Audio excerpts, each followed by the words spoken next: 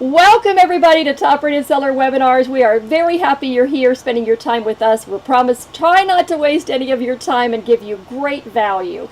Today we're here with Danni Ackerman of the Danni App, and she's going to be teaching us how to speak our customers' language, develop a niche, and market smarter. Before Danni launches into this great education, we got a little bit of housekeeping to cover. Everyone wants to know if the webinar is being recorded, and fortunately now I can affirm that it is definitely being recorded. And we'll have this up on our YouTube channel as soon as we can get it done. The presentation slides that Danni is doing today will be available as a PDF that you can check out after the presentation. It'll be uploaded at the same time the video is. If you can't hear me now, which is hard for me to tell you because if you can't hear me, you don't know what I'm saying. But if you can't hear, if you have trouble during the webinar, your best bet is to hang up and call in on the phone. Sometimes the computers have issues, the phone don't. And you can get through that way. All right, next slide, Miss Danni. Please stay connected to us. We deliver great education for free, and you can find us at pagemage.com, Top Rated Seller Webinars. There is a full education suite there. You can access all of our past webinars, the PDFs, the video recordings, all of that, and sign up for our newsletter. We have lots of ways to stay in touch with us, and on the next slide I'll show you our Facebook group, which is over 1,000 people and a very active group. You can find that at facebook.com/groups/TRS webinars. And again, be sure you sign up for our newsletter. We don't want you to miss anything. We have some sponsors this morning to tell you about because all of this education is free. One of our sponsors is Stamps.com, and he is going to present our next webinar.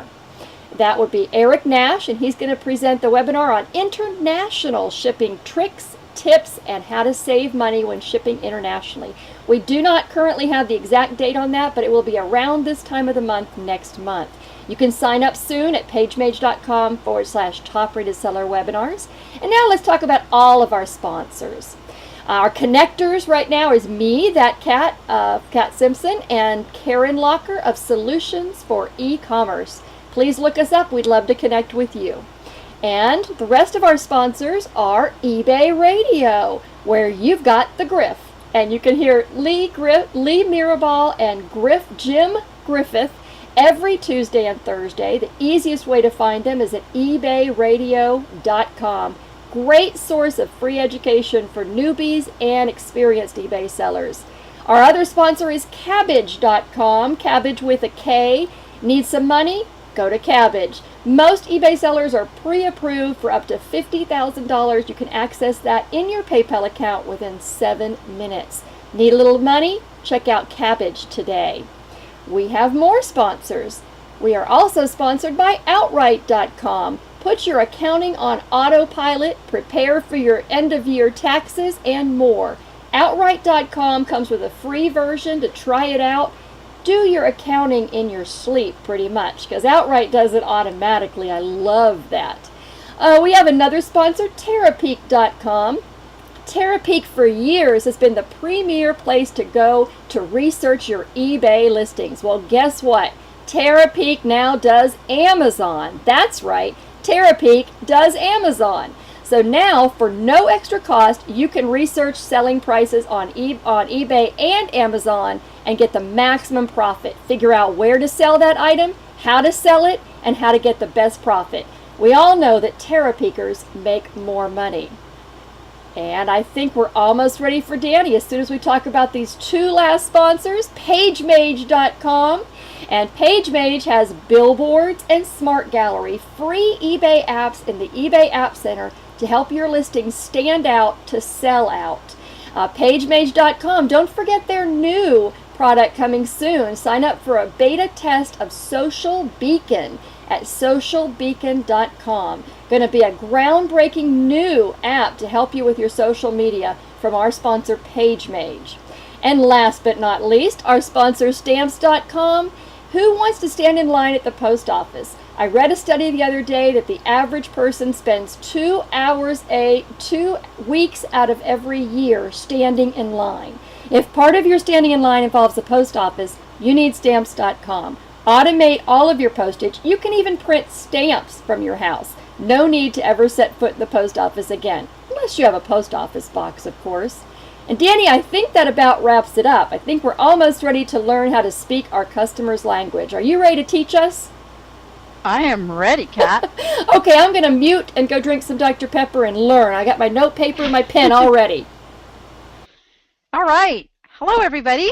So I can't see you, but Karen and Kat are going to be watching the question box over there. Feel free to ask questions during this. My goal when I'm teaching anything is always to make sure that you don't walk away confused or wondering what you just saw. So I want to make sure that everything is clear. I was really excited when I was preparing to do this webinar because, you know, I deal with a lot of sellers who are always frustrated that sales are slow, they're just not getting the traffic. Oh my goodness, we have this new Cassini that's just screwing everything up. But really, there is an amazing opportunity out there for you guys in developing a niche and really standing out. So what we're going to cover today is basically what is a niche. Niche, I hear it said so many different ways. So we'll call it a niche for today because that just sounds so classy. What will a niche do for my business? What stops sellers from developing a niche? And I think a lot of you may relate to this one today. And then what does speaking your customer's language mean? What do I mean by that? And why is speaking your customer's language so important? And just as a little illustration here about speaking your customer's language, when somebody asks you, what do you sell? Do you have a specific answer? Or are you one of those sellers who says, oh, a little bit of everything. I have stuff. It doesn't leave much room for a conversation to develop. So we're going to talk about how you can develop that conversation with your customers. Okay, what's a niche? So basically the definition of a niche is a specialized but profitable corner of the market. Okay, and that profitable is a really important part of that because there's lots of stuff out there, but we want to make sure it's something that has a good return. So just a couple examples here. So I'm looking into this store window here, and it's pretty clear what I'm going to find in this shop, right? I'm probably not going to find men's ties. Would you agree? This is the place I'm going to go for a cake or cake supplies or something to do with cakes. I can tell right going in what I'm going in there for. Here's another one. I'm going to find Disney stuff in here. Pretty apparent that this store is going to fill my needs for Disney merchandise. And then we have a store that specializes in Coca-Cola products. So those are really clear. They can market and bring the perfect customer into these stores.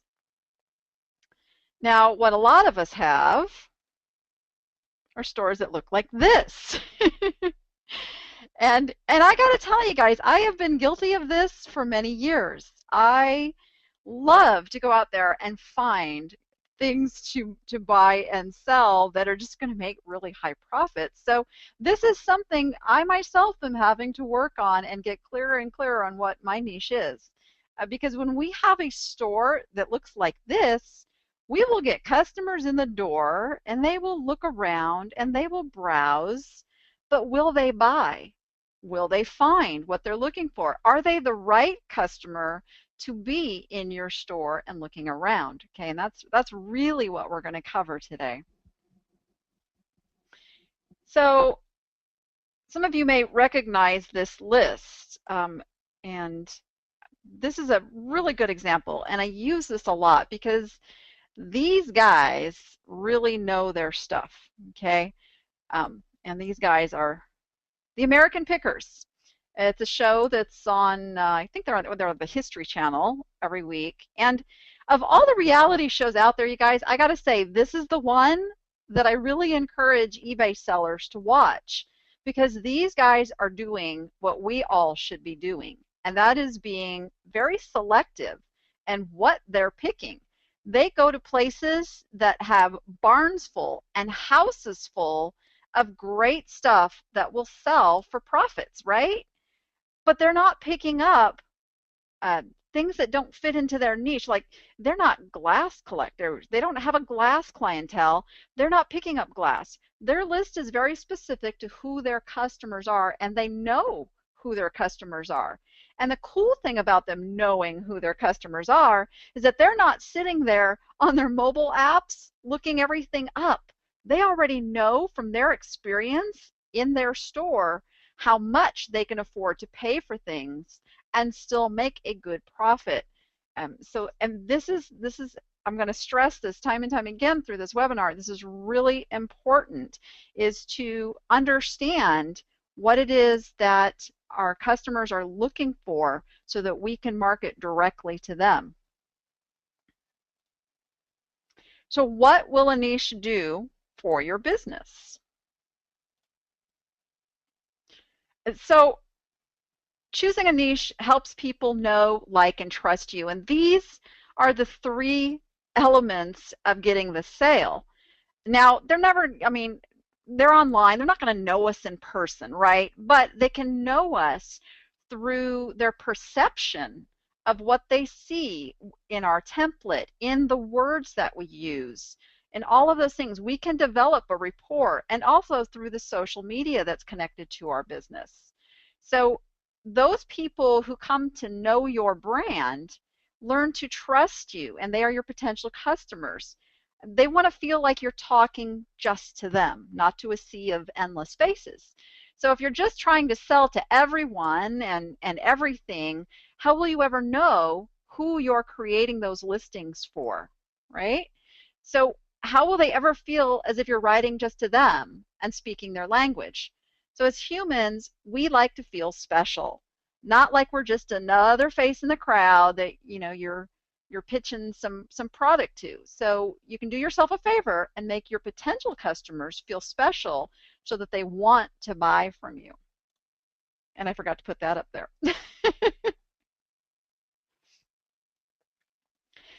So the other thing that choosing a niche can do is it establishes you as the expert. And what that means? More money. Think of it like doctors, okay? You have your general practitioners and your family doctors, okay? Those are what I would call kind of more the bargain doctors. They're the gatekeepers to get to the specialists. Then you look at those specialists. They demand a higher price. Why? Because they're experts. And do I hear a question coming in? I think that was Eric Nash showing up to help us out, Danni. Oh, awesome. You're doing great Hi, so far. So we're working on the niches, and I just want to hear more. All right. So more important is if you don't have a niche, or if it's too broad, what then happens is Google, Yahoo, you know, the other web search engines, they don't see your store as relevant to any one thing. They'll see your listings as words scattered about and pertaining to really nothing. Yes, your listings can, if they're written well for a particular search, come up, and that happens. But what you want is your store to come up. You want to be the go-to place for whatever it is that you're selling. And to do that, the search engine needs to know that it's all relevant, okay? And that happens in your marketing that's attached to your brand. So this makes it easy for your potential customers to actually discover you.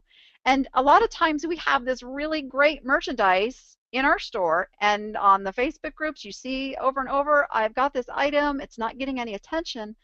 Well, that's because the search engine is not seeing your item as relevant to the customer's search, and that's what's really important. You want your customers to feel like, hey, that's me she's talking to.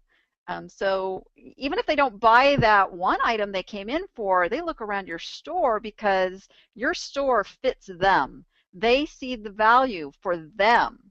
So they can see the value in any particular item, but what you really want for them to buy more, be a repeat customer, is to speak to them with multiple items that relate to them. Or they're going to just move on to someone who does speak to them, and we don't want that. The other thing is Cassini. As we're talking about search engines, Cassini is looking at the relevancy of your listings to those customers as well, and we're going to talk more about that in a little bit. So what stops sellers from developing a niche? Fear.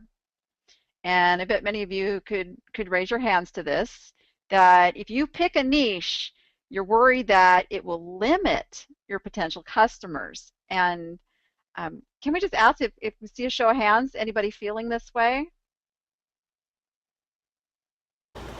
I see some people in the chat room kind of feeling that way. I know you can't see the hands, but I see people making comments about, why do I need to do this? I mean, I want to sell everything.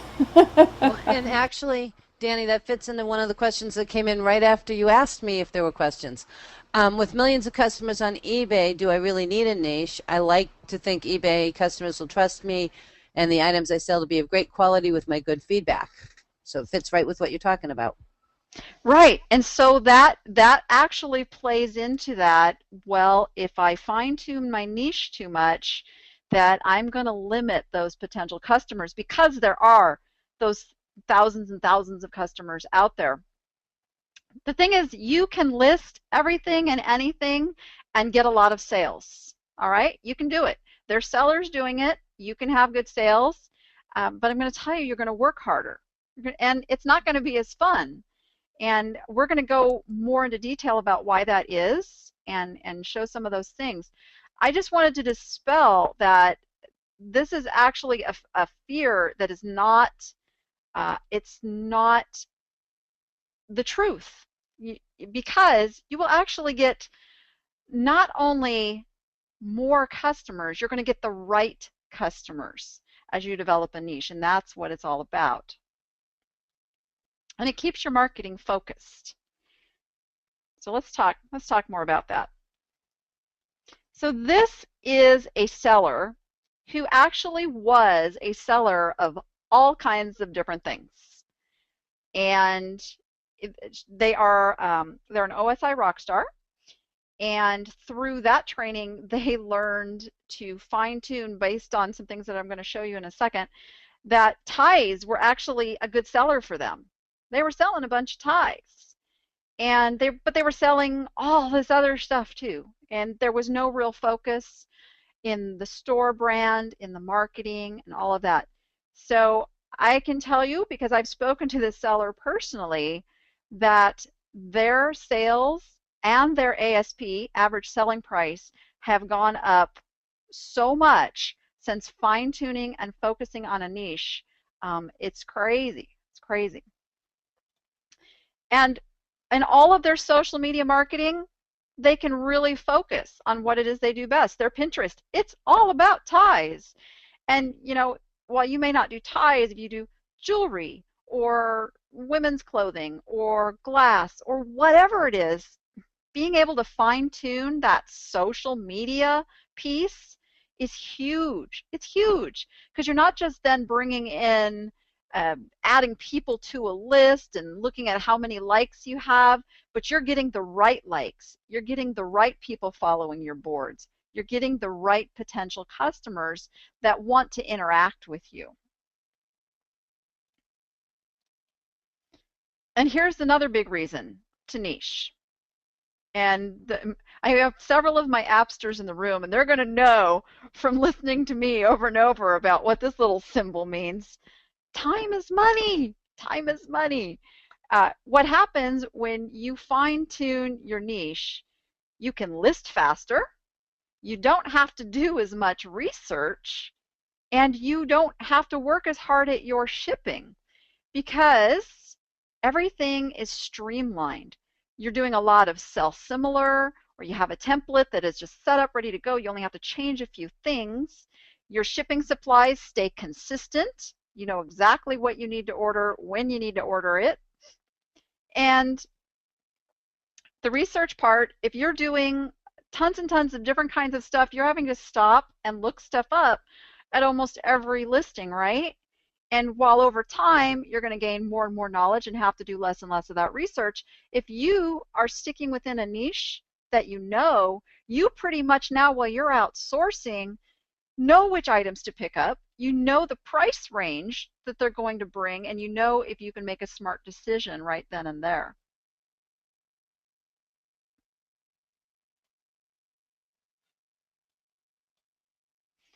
And of course, I need to know where my slides are going, don't I? So like I said, it's a faster listing process, and it's more streamlined and a faster shipping process. So time is money, so you gain back time.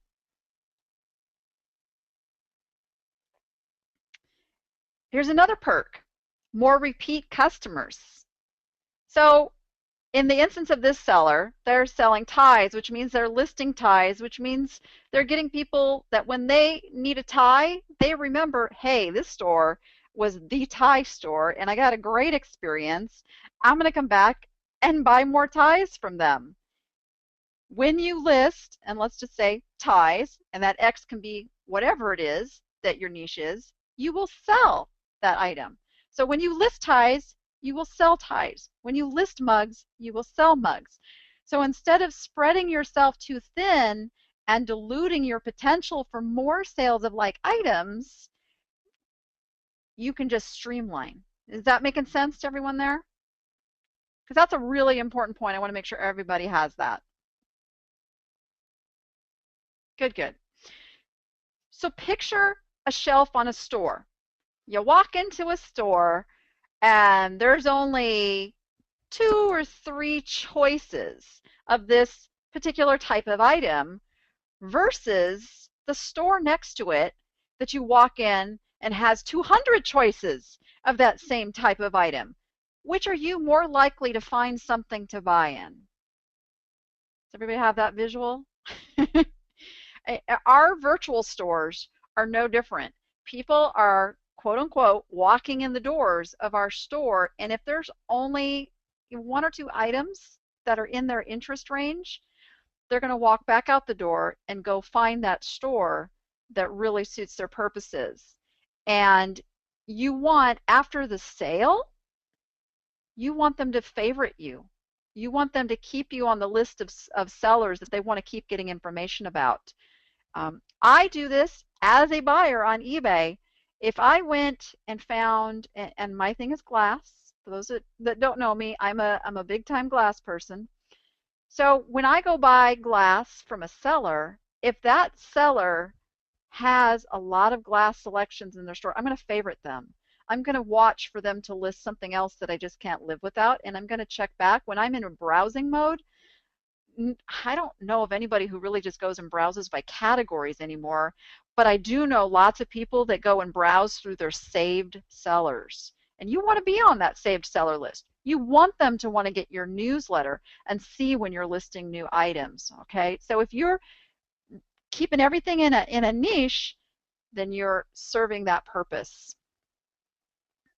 Now, real quick, this doesn't mean you can never sell anything outside of your niche, okay? What it means, though, is that you can be more selective, and if you just run across that, you know, in fact, the seller of the ties, she says now when she lists something that's not a tie, she still makes sure that it fits something potentially her tie customers would want, but her tie customers already know, trust, they bought from her, they've favorited her, they're, you know, she's on their list, and now it's like, oh, look, she's got this really cool thing for sale too, and we can buy that. So just making sure you keep your eye on the ball and you stay focused and make sure that the items that you're veering off course have enough ROI or return on investment for your time to take away from your process and listing. So there's any questions up to this point? Yeah, you think? We got quite a few. One of the first things, and I'm kind of, Cindy was saying that thanks to listening to you, now she really wants to do glass, but she has her very defined niche. So I was joking with her that maybe she needs a second store and a second, for that second niche item. And unfortunately, by answering it that way, I think I caused some confusion. So what do you think if you have a well-defined niche? What would you do if you want to add into a secondary thing? Just to clear up my own mess that I made. Okay.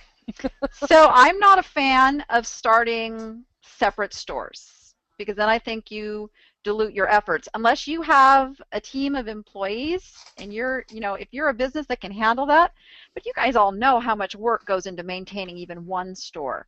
And that is the point of really having a defined niche, is you can concentrate your efforts on what it is you do best. If your niche is not working for you, and we're going to talk about how to pick a niche here in this next segment, but if it's not working for you and you want to change in midstream, then that's something you have to consider. And I know, glass is very enticing, but believe me, I've got the glass bug bad. So I think I give that to other people too. It's contagious.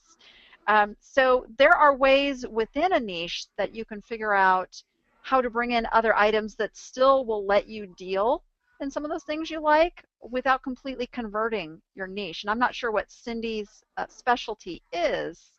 Well, Cindy sells dolls. She sells dolls. Okay. And I knew that because I've seen her in other places too. So that was, my answer was more directed specifically at her because her niche was very defined. Right. So it could be a little tricky, but you can find, like in the glass world, there are children's size products, tea sets, and all kinds of things made from glass that are very, very profitable that would still fit in to your world of dolls. Or through your social media, find out what else your doll buyers, your doll collectors are attracted to. Perhaps they do like the Victorian glass, or I would guess that your doll collectors are not going to be interested in, say, Murano or mid-century glass, but they may very well be interested in an antique glass. So you see how the two still fit together? I do. And actually, we have somebody else who's going, one of the other attendees is saying, Molly is saying tea sets, and she was going right along with you with that. Oh, excellent. Yeah. Yeah, I just sold a little miniature tea set for $80. So yeah, that stuff very profitable. So then the next question was, if we already have a general store, which a lot of eBayers do, how do you suggest we develop a niche? Well, we are going to head right into that territory. So let me hold off on that one because that's what we're going to dig into next. Are there any other questions? Yes, I got two more for you, and then I have a big one that I've got to read, and then I'll ask you. This person sells new glassware. Can he niche new with used, old, vintage, unique, etc.? Absolutely, because those all really fit together within a store that you're marketing to glass people. So absolutely, you can expand that niche. Okay, and then this is, what about the example of a person going to the supermarket for milk and only milk, but leaves the store with other non-related items? This person's been selling on eBay for over 10 years, and they've heard many buyers say that they came to our store for one item, but purchased others. So that impulse buyer. Absolutely, but I don't know if you're like me, I'm looking for something that's marked down or clearance or isn't very expensive when I'm making those impulse purchases. And I'm really gearing you to think towards going for those customers who are really going in to spend money and not working so hard. Okay, now I have, here's a question for you, Miss Danni. How do you describe the niche you sell in? Because you seem to specialize in the unusual. So as I said, I am slowly veering and concentrating, working on my niche. It's a work in progress, and I think it will be for a lot of sellers a work in progress because I've been selling for 15 years and doing the everything. But what I have done over the last year is you can see within my store that I've gotten rid of clothing, I've gotten rid of coffee mugs, and I'm getting rid of lower priced items. I'm going for my $50 and over, so that's going to take out a lot of the toys and things And I'm really veering off and going back into my antiques and collectibles and glass. That is where I need to focus because that's where my good paying customers are. There you go. And then the last question is, do you feel niches are as important on Amazon as they are on eBay? Actually, no. No, because when you list on Amazon, you're not doing a lot of branding. You're listing on a catalog page with all the other sellers that have that item. So really, Amazon is a much different market. It's people go over there and they know exactly, what they're targeting and going for, and they put it in the search box and they come up, and then it's a matter of where you fall in getting that buy box. That's a whole nother webinar. So not as important on Amazon.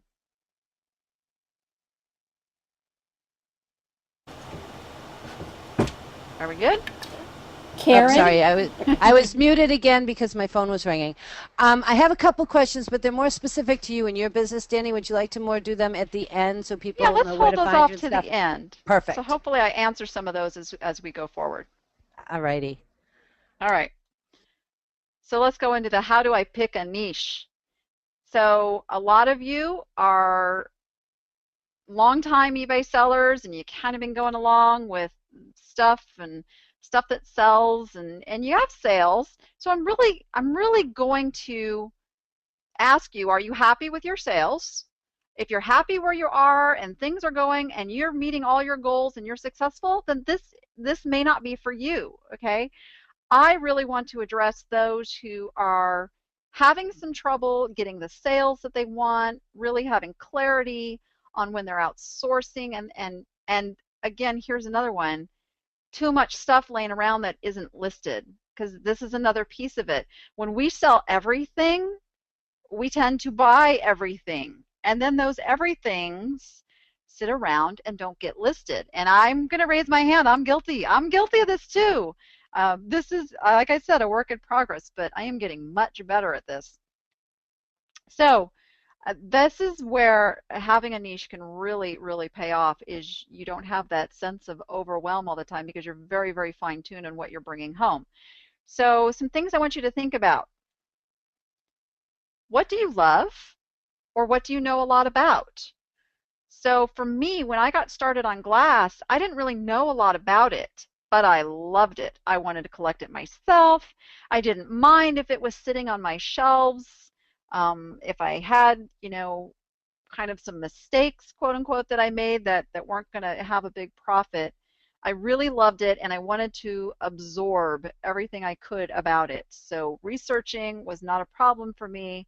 I still spend lots of time researching glass because it just fascinates me. So if you are working with something that you love or something that you want to even know a lot about, that you think that you might be able to love dealing with, then that's a good place to start. Okay? And a lot of you who have the everything in your stores, you still have something that you're drawn to. You have something that when you're out in those thrift stores or antique stores or wherever it is you are doing your sourcing, there's something that always pulls you in, makes you pick it up, catches your eye. And that's going to be something different for everybody. But that's a good place to start with and take a look if that could be developed into a niche. What do you have access to a steady supply of? So really nowadays, we're not limited by just what's in stores around us. You can do a lot of online sourcing, whether you get wholesale merchandise and you bring it in and package it out that way, or if you go to the thrift stores and the antique stores and the flea markets and the auctions and that sort of thing, what is it that your local venues tend to get a lot of? I have a friend who lives down in Arizona, pretty close to the Mexican border, and so they get a lot of that Mexican pottery, Southwest stuff, which down there, it's like throwaway stuff in the thrift shops. It's priced at $1 or $2, but there are places all over the country, all over the world, that don't have that stuff, and she loves dealing with it. So for her, doing the Southwest themed pottery and things of that nature makes perfect sense. She has a steady supply and she loves dealing with it. This is a biggie for me. And I have found that if I get bored handling it, if I don't enjoy dealing with it, I'm not going to list it. It sits around, and that's not a good way to get excited about your business. You want something that you enjoy handling day in and day out, because the goal here is to have really crazy good sales, so you're going to be handling a lot of whatever it is that you're going into as your niche. And again, the one I didn't even put on this list is, what is it you want to learn more about? What is it that, and I tell my husband this all the time. He says, you work all the time. I says, well, it's really hard because my hobby and my work kind of commingle. So when you get that sense of when you're doing research or reading blog posts or out there learning more about what it is you love, it doesn't feel like work. It feels more like your hobby. So look at those types of things.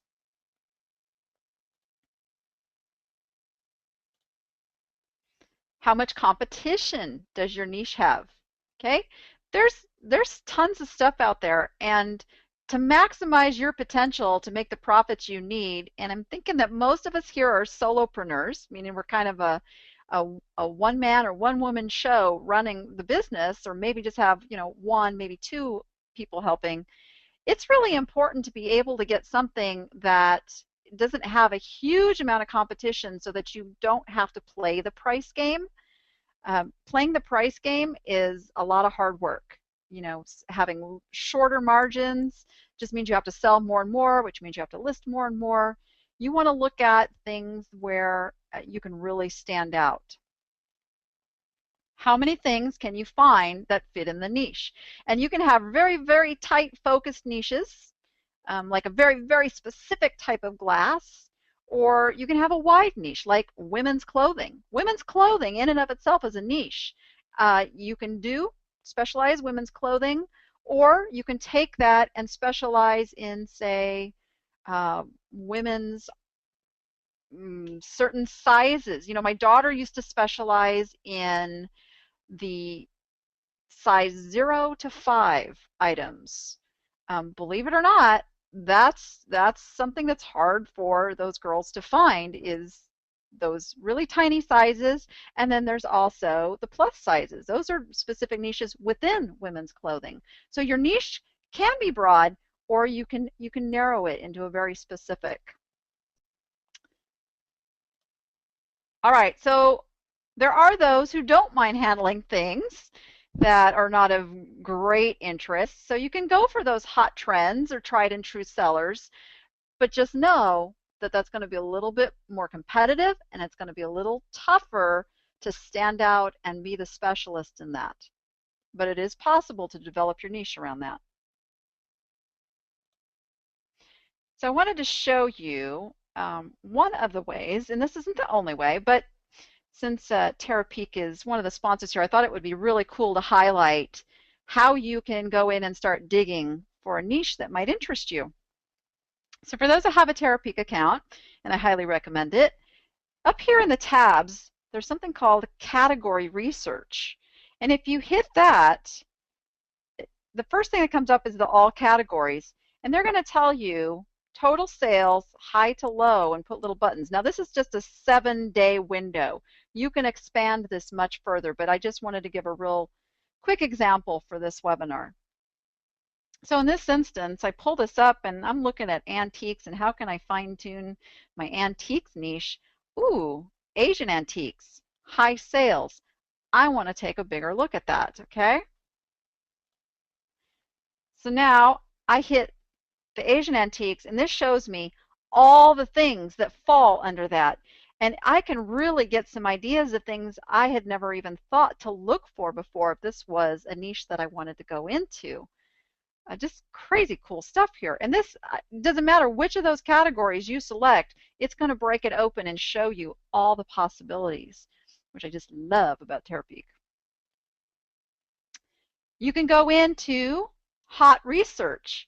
And you can fine tune that down by the category. And again, I'm sticking with the Asian antiques just to show you the process.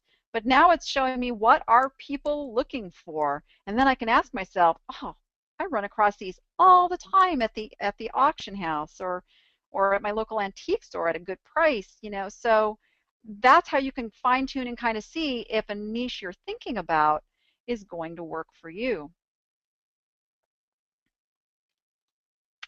Another way is just to go straight over to good old eBay, and if you put in stores.ebay.com, you can search within stores themselves for those stores that are having a niche in the item you're interested in. And you do that right over here in the Find a Store, and you want to make sure by item is checked. And you can also go into the categories and again break that open, kind of just like Terapeak does, and look. But I wanted to show you back to this. I put in Asian antiques in that search, and believe it or not, I only came back with 10 results for stores that actually specialize in that, and only 3 premium stores. So that tells me there is a huge opportunity within Asian antiques to develop a niche, because out of all those sellers on eBay, only 3 are really, truly going crazy with it. So you guys see how that process worked? I want to make sure that that made sense before I move on. It does make sense to me. Yeah, I was actually pretty shocked about you can go and do a search for Asian antiques and find thousands and thousands, but they don't have a store. I can believe how many sellers don't have a store. That was a whole nother webinar. Well, and one of the questions was, how can you tell it's a premium store? It tells me right here. It breaks it down. Premium stores. And then additional stores. Those would be basics. Cool. Yeah, because if it was an anchor store, it would probably specify that too, especially since that's the priciest level.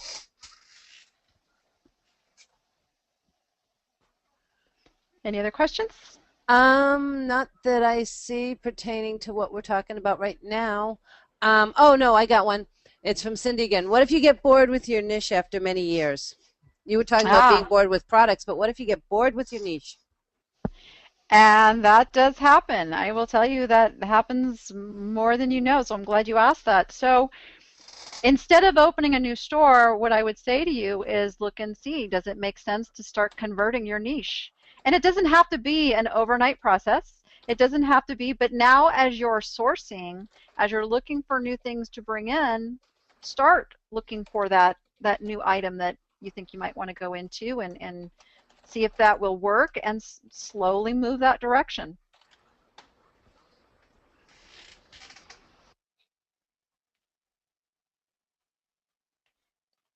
We good?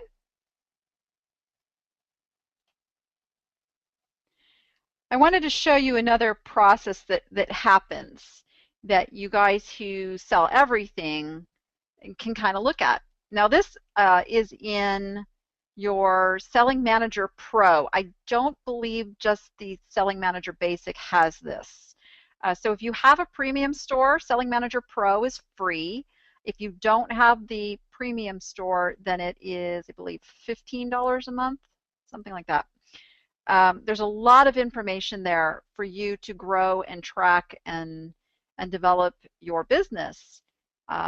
This is actually my daughter's little snapshot, and what she realized was she was trying to be like mom and sell pottery and glass, but when she's out shopping, she was really finding herself veering towards picking up kids stuff because she's a mom of 3 and she knows what that stuff costs retail in the stores, and then she finds it in the thrift stores and goes, oh my gosh, this is a $100 carrier that she could pick up for $5. So she started listing that stuff, and what she found was that her customers, the people she's talking to in social media, the way she's talking in her listings, her whole persona was attracting those moms. So now she geared her store categories to better attract those customers, and then she's finding that those are her top categories. It's where she needs to be, and the vintage items are kind of sitting.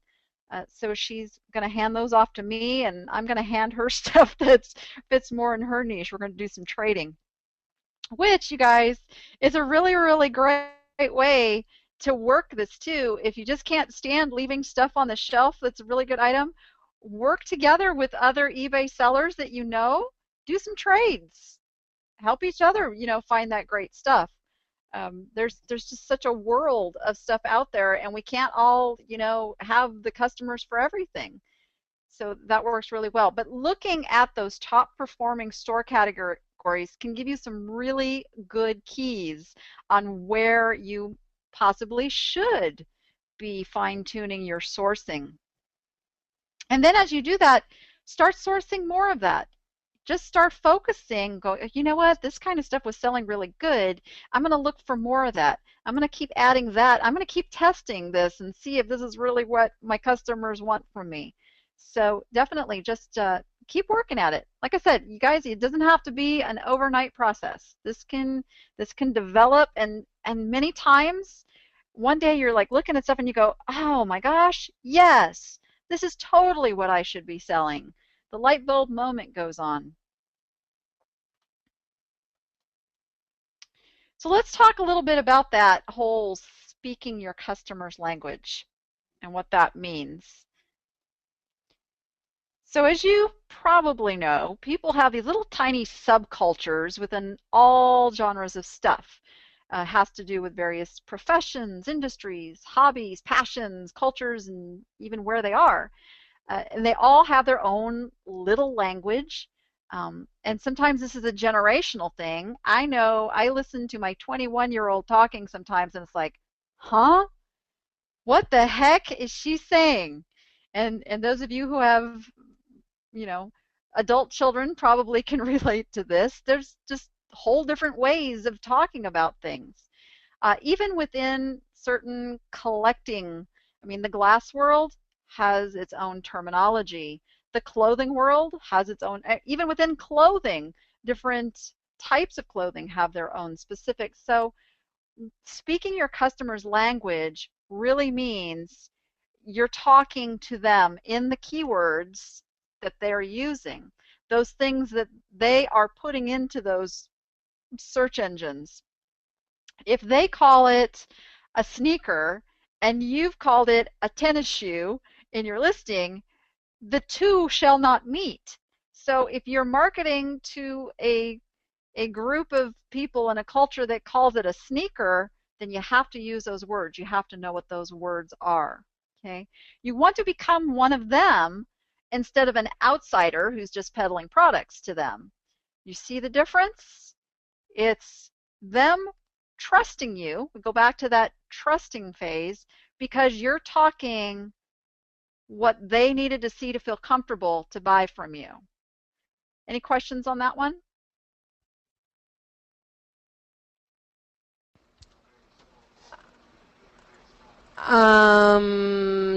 Not right this very minute, and I was completely zoned out on you for a minute, so. Shame on you. I know. Yeah. So basically, you want to deliver products that people truly want and talk to them about those things in the same language they use as if they're talking to each other. That melts that sales resistance, and then they want to buy. They want to hit the buy button. I was going to say, as I was actually listening to it, that so like also language, like I say something different being here on the East Coast than you would say out there. Like we all know that wicked is a Massachusetts word. Right. So you need to, I know my aunt calls things pop and I call them soda, so you have to know also the variety of terms people use in different parts of the country. Does that fit too? That fits too.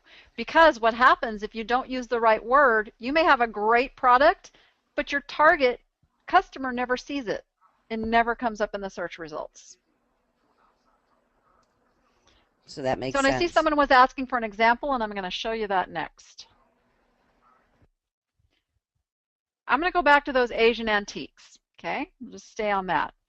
So I did a little bit of research on this, and what I came up with was a whole bunch of words here that would be like, oh, I really need to figure out what all these would mean, because not using these words in a listing would be very detrimental to getting the item sold.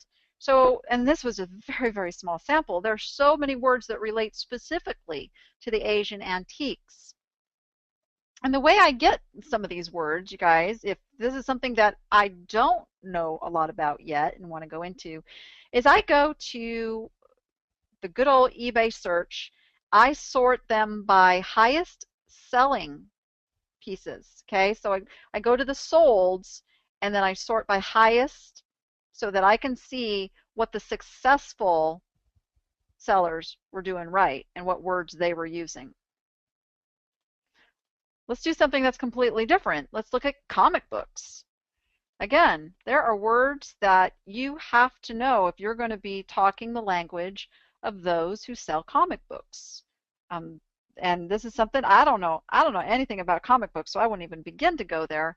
But to comic book collectors, using these words and knowing that you understand what it is you're selling, again, that trust piece, is going to equate into you getting the higher price. They are going to trust that you knew exactly what it is you were selling and had the right words in there so that they can pay the big bucks, versus listing that comic book and not really knowing what it is you have. It wouldn't make sense to spend a ton of time learning about comic books if you just got, one lot at the auction house, you got a good deal on it, you're throwing them up there. You're not going to get the trust of the buyers to pay really high prices, get a bidding war going even, unless they know that they're going to get what it is they're paying for. And you do that by using the right words. I mean, we know that on eBay, prices on any given item can range from very, very low to very high. And you want to get those customers willing to pay the high prices. And again, why is it important on eBay? Because we can no longer just list our items and hope for a sale. Okay, those days are gone. We have to market. We have to drive our traffic. Cassini works on your customer's language. Things are a change in there, guys. You need to start paying attention to how people are putting those words in the search engine. Not just what words, but what order they're in, because there's phrasing that your customers are using, and Cassini really targets in on that. It gives you the ability to brand and use social media to market. And I really want to touch on this for a minute, because this is a really important piece in driving the traffic. Now that you've figured out what your niche is, now that you've got your target customer, you know what language they're speaking, you know how to talk to them, you want to go out and talk to them. And I do this in honor of Kat. So Dr. Pepper has a really cool Facebook fan page. And you will note they're not saying, hey, come buy Dr. Pepper at all on this page. They are just interacting with their fans. They're just putting an image up there that so many people can relate to. They know who their target audience is, and they're just interacting and being one of them. So this is a really good example of a big brand that really, really gets it. Sorry, Karen, I didn't go look at Diet Pepsi's page. I'm sure they have one too. But they never have to sell the product to us, and that's the really important piece here, guys. You should not be going out and selling your products to people in your social media. Super duper important. You just want to be talking to them, interacting with them, being one of them. So this is a seller that I found. This is actually their eBay store page. And boy, can I tell what they sell. And it looks classy and looks like I'm not going to go in this store expecting to pay, $10 and get some steal from somebody. And you guys, let other sellers sell stuff that way. You guys don't want to do that. You guys want to target customers and get the best price possible because you work too hard not to. So what this seller has been able to do then is create over on Facebook their brand and start talking to their customers. And I didn't get a screenshot of the whole thing, but you're welcome to go look and see how they're interacting with their customers. They're asking questions and bringing people over.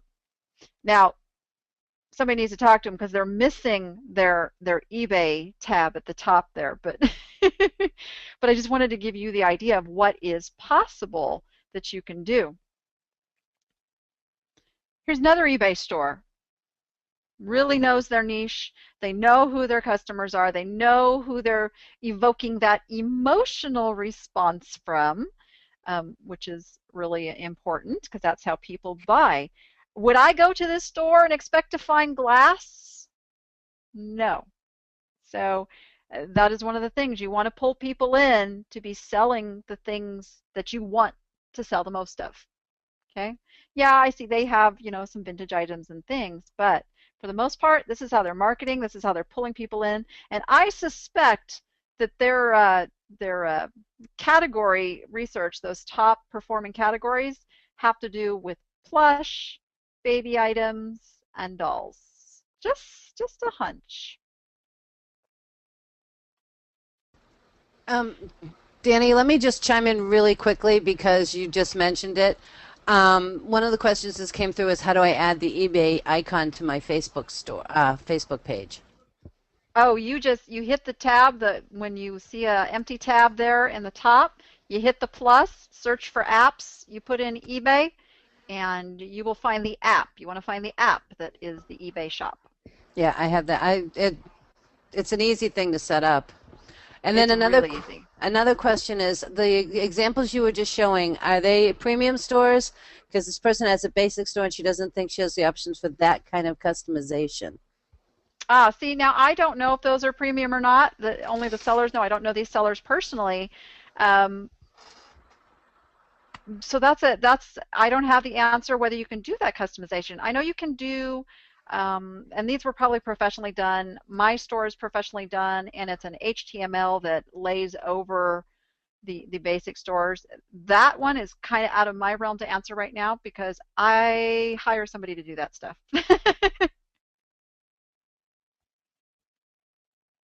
Okay, they just fit with right where you were talking about. So okay. Before you moved on.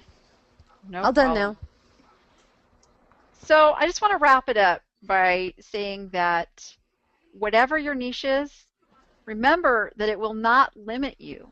What it actually does is it sets you free to really fine-tune your sourcing, your marketing, and targeting the right customer and bringing you repeat customers. So I give the department store and the specialty shop their little image there because when people walk into a department store, they get tons of people in there. Tons of people walk around. They might find something that they want. But I can tell you personally, I tend to walk out and have not bought anything. Whereas if I walk into a specialty shop, first of all, I know exactly what's in that shop and why I'm walking in the door. And I'm already interested in what they have to sell. There's the first hurdle. I'm in the door. Now, everything in that store appeals to me because I was already interested in it. And the likelihood of me finding something to buy is way, way higher. Now, they may not get the volume of people walking into the store, but they're getting the right people walking into the store. And that's the big point I wanted to make, is that target marketing. We have to work smarter, not harder. You want to be listing things that are going to draw those people in. That's your window of opportunity as people see those items come up. And you want repeat customers. Now I'm just going to tell you some of those questions that you guys have been asking that we may or may not have been. Oh, let me see. I need to remember to like push all the buttons on my PowerPoint here. So I have a very active Facebook group with many, many people who are awesome at answering a lot of these questions. I do a show on Sunday nights where I get the answers to questions for you. And of course, I have my free newsletter that is over at thedanniapp.com that I would love all of you to sign up for if you're not already. And it comes out every week on Fridays, full of information. And I do something a little different with my newsletter. It's not all written by me. I have a whole family now that's in the business, 3 generations of us. So I have my daughter, both of my daughters, and my mom each write an article every single week, so you get different perspectives on all the stuff that's happening in the eBay world. And of course, you can find me, Facebook, Twitter, Pinterest. I'm everywhere. I also have a behind-the-scenes membership. You kind of get to look over my shoulder as I'm working, that we call the Appsters. If anybody wanted more information on that, you could just hop on over to thedanniapp.com. There's some information, or you can ask other Appsters what that's all about. They're always happy to talk. Yeah, you're getting some wonderful comments about how your Appsters group is amazing. Oh, nice. I love my Appsters. They're awesome. I have a couple more questions for you since we're on my questions page. The first question, when we were talking about other things, is so what is your store name on eBay, Danni? I am Utterly Good Stuff. And that's utterly like a cow. And then the next question this person asks is, how many auctions are you running per day? And I figure you can answer a little bit between auctions and fixed price and what your thoughts is on that. So I run auctions basically for a couple different things. Either just to drive traffic, I call those loss leaders. I start up, like right now, I have a bunch of little Toby mugs and collector plates, and they're things that I'm not really attached to. They're not going to bring real high prices, so I just want to get those sold and use them to pull people into my other better listings. So that is one instance I'll use auctions. Another is if I have an item, I'm not quite sure what the end value should be. I don't want to limit myself as to the potential, so I will use those as auction items, but I will start them at a price that I won't regret when it sells. And then another one is if I have something with a little bit of damage, and again, I just don't know how much that damage has affected the market value, I'll do those on auction. Other than that, I'm a big fixed price girl. 90+% of my items are fixed price with best offer. And see, I'm completely the opposite of you. I run everything that I start with through auction because I don't know. I can't research mine because there are a lot of onesie-twosies, and I don't know what the market value is for them. Right. Every business model is different, but I find this works really well for me and for a lot of the vintage and antique kind of stuff. Okay. Next question. This person is torn between men's polo shirts and women's clothing. Can she sell both in a niche together? So it's that whole being torn thing that I really want to address. Ask yourself the questions, why are you torn? Because it probably goes back to the if I limit myself to a particular niche, I'm going to lose business. I'm going to lose customers. So you need to address that first and make sure it's not just a fear-based response. The next thing is I would look at your sales. If these are things that you're currently selling, what are your good sellers? How does that look? Can you bring in both customers to the same store? Are you able to do the marketing for both of those items? Because those are 2 completely different languages. Men's clothes and women's clothes are 2 languages. So make sure that you're not stretching yourself too thin, and look at your supply, demand, all of those things. You have to analyze. This isn't a decision just to be taken lightly and just jump. You really want to look at all of the numbers and things that will tell you if you're going to have success. Okay. Next question. Once you find a niche, should you change your store name to reflect that niche? This person's afraid to change their store name. And that's an important question because a store name, if you're established and you've been going, you've got a lot of Google spider stuff going on out there. You don't want to change a store name lightly. I have had some of the appsters have changed their store names for different reasons. And again, you need to really look at the reasons. If your store name just specifically is about a particular type of stuff, and your source for that has dried up, or you don't want to sell that anymore, that could be a very good reason for changing your store name. Or you can do things like, okay, my store name is Utterly Good Stuff. Back when I named my store, I had no idea, where I would be 10, 15 years later. I don't even remember when I came up with that name. I come from the days when you could use your email address as your ID. So Utterly Good Stuff, I've had to really work to develop the branding around that. My name it has nothing to do with antiques, collectibles, and glass, but I've been able to do that with my marketing. I've been able to add the keywords and build my brand that way. So if you have a generalized store name, you can do that. You can really start focusing on your marketing and attaching the words that fit with your niche, even if your store name doesn't reflect that. I hope I answered that. I think you did. Okay.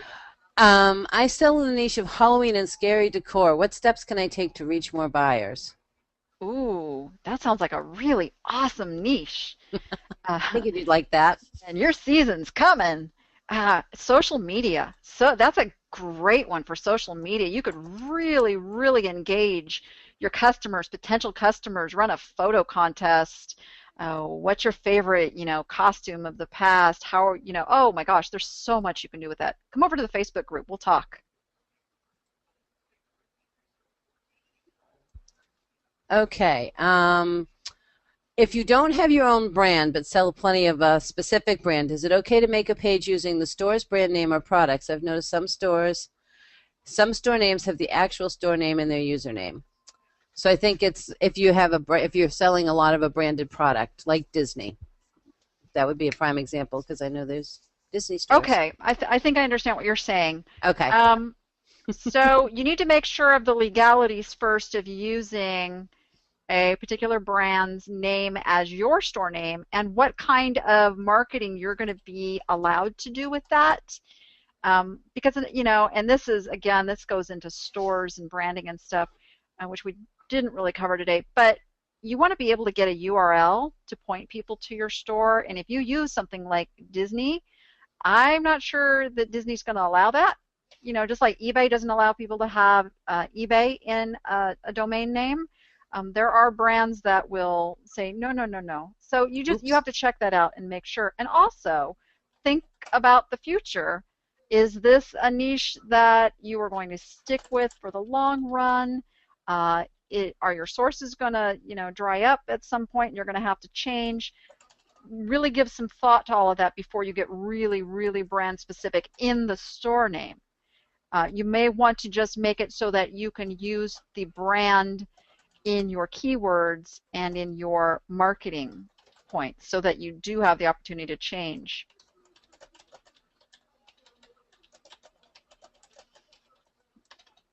Sorry, I'm just checking to see if somebody else's question got answered. Let's see. I know there was one more. Oh, how do I get my business website shared by friends? I've asked and very few have shared. So what's a way to connect and get your business website out there, especially if your website besides eBay? Yeah, so believe it or not, friends are not the best place to promote your business. Your customers are the best place to promote your business. So you want to have a Facebook fan page. That's huge. Have a Facebook fan page and really start working on marketing that and reaching an audience outside of your friends and more your potential customers. Be using your store's newsletter that is free to set up and get going.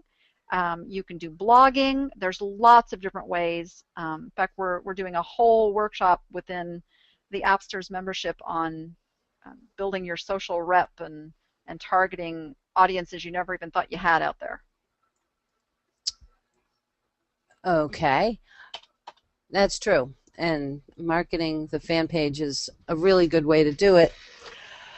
And speaking of marketing, how do you market your Facebook fan page? Oh my goodness, I think that's a whole nother webinar. Just a couple of highlights, maybe. Danny, I think they like the way you've talked so well that they want you to cover every subject. I think that's it. I gotcha. So, like I showed with the Dr. Pepper example, don't pitch your products. You want to start talking your customer's language. Start asking questions, and they may not start responding right away.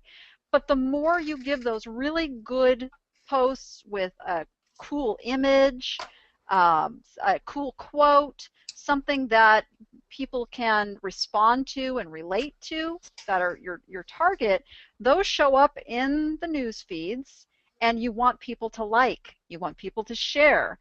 And what I tell my appsters, we're working on this right now, is you create your own images. And so you can take an image of something and really, just very tiny down there, kind of like a watermark kind of thing, put your URL. It just kind of spreads it out there. People see it, but it's not in your face saying, hey, I've got this for sale. But it's attached to something that people want to spread around, and then their friends see it, and their friends see it, and their friends see it, and then they'll say, oh, this came from this page. Let's go check that out. And it's just a matter of people now wanting to come check out what it is you've created over there and see what else you have to offer. Okay. Next question. You just mentioned a workshop, and Patricia would like to know when that workshop is coming up.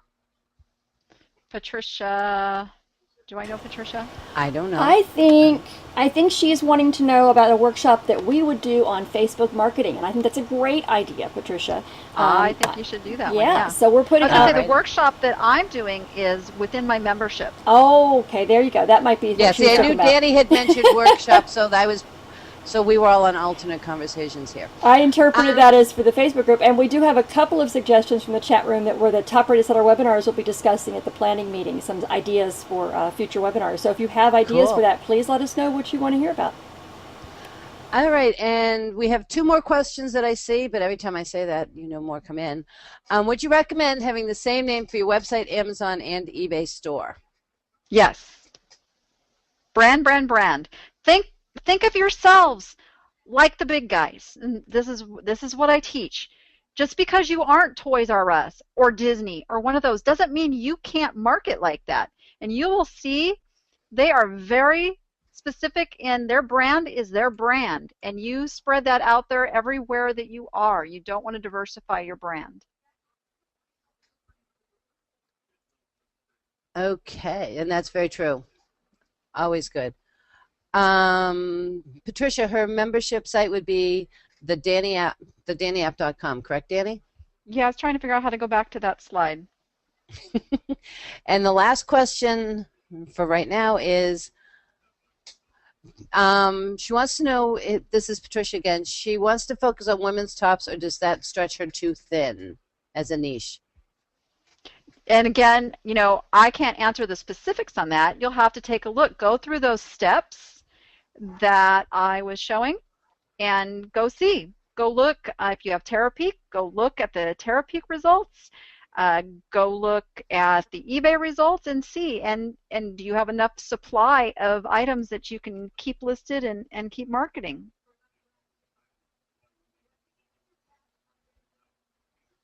Well, thank you very much, Danny, for your time. I don't see any further questions. So, thank you. And again, I would love everybody to come connect over at thedanniapp.com. Awesome. Thanks again, Danny. I think we have lots of good questions. It means wait, they love you. I'm wrong. Oh. I'm wrong. I forgot. There was one more question that somebody was asking. See? Store designer. They were looking for recommendations for store designers. I told them that Sally did your store and Kat's store. Sally Milo did mine. I highly recommend working with Sally. And that's Milo Designs, MILO Designs.com. She's awesome. Yeah. And I also suggested that was a great question for our Facebook group because there's lots of designers and they may be able to get some other recommendations from some other people. Absolutely. And also, you can find eBay store designers, guess where? On eBay under the services category. And Google. And Google is your friend. There you go. All right, I think we're going to let Danni go before they think up 5 more questions. Danni, quick, run. Yeah, I've got to go teach an Appsters class now. I know I have another webinar coming up in 45 minutes. Thank you all so much for being here. Again, please sign up for the Top Rated Seller webinar newsletter. Eric's been great about putting it in the chat box. pagemage.com/Top Rated Seller webinars. Join us on Facebook. I'm over there now approving people.